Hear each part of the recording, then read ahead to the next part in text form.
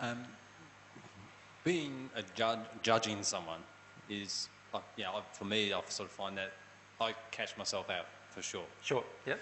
But where I really struggle with is the feeling of being judged. Right. It's a very different...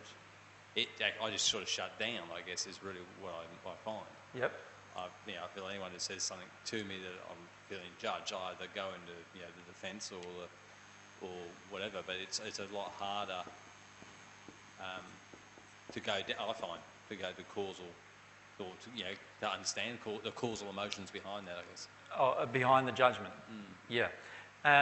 What I would like to do is talk about that as a separate issue in this discussion, because what I want to first look at is the emotional reasons why we judge others, and then you'll find linked to that is why we actually don't like being judged ourselves. Right? There is very strong linkages between these two relationships, and so oftentimes what happens is we have very little resistance to judging others, but we have huge resistance to somebody judging us. Does that make sense? And what we want to do in this state is actually stop having resistance to any of that. And what we want to do is allow ourselves to feel the judgment we have of others and start looking at the reasons why we do. But we also then want to feel why we think it's more important or more damaging when others have judged us than we do when we have judged others. Now, in the first century, I said it's better for you to not judge another person than because what would happen is it would be the same. It's the same as it would be better for you to not judge than to have a millstone put around your neck and cast into the sea, basically.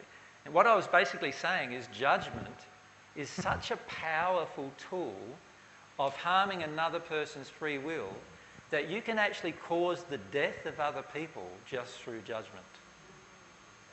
Right? Now, I've actually been on the receiving end of that. I was actually told at one stage in my life by 3 men who met with me while I was going through some emotional experiences with my ex-wife, that they said to me that it would be better if I killed myself than broke the marriage. That's what they said to me. Right? Now that's pretty big judgment, isn't it? Now, if I was in a worse emotional state than what I was, and I was feeling really low about myself, I could have easily just gone and killed myself. That's how powerful judgment can be. You can actually cause people to die from it. It's such a damaging emotion.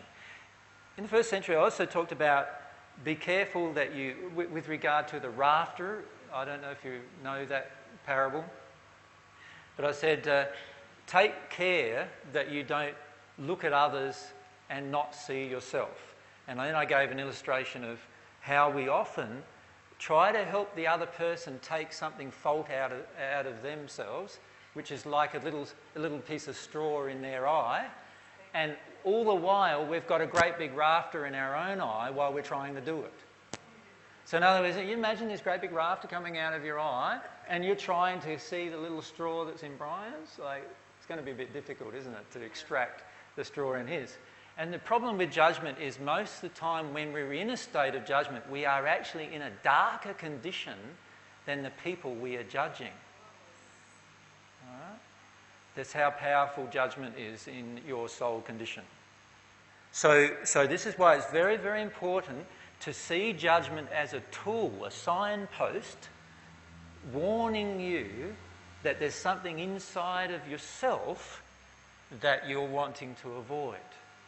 Can you see that?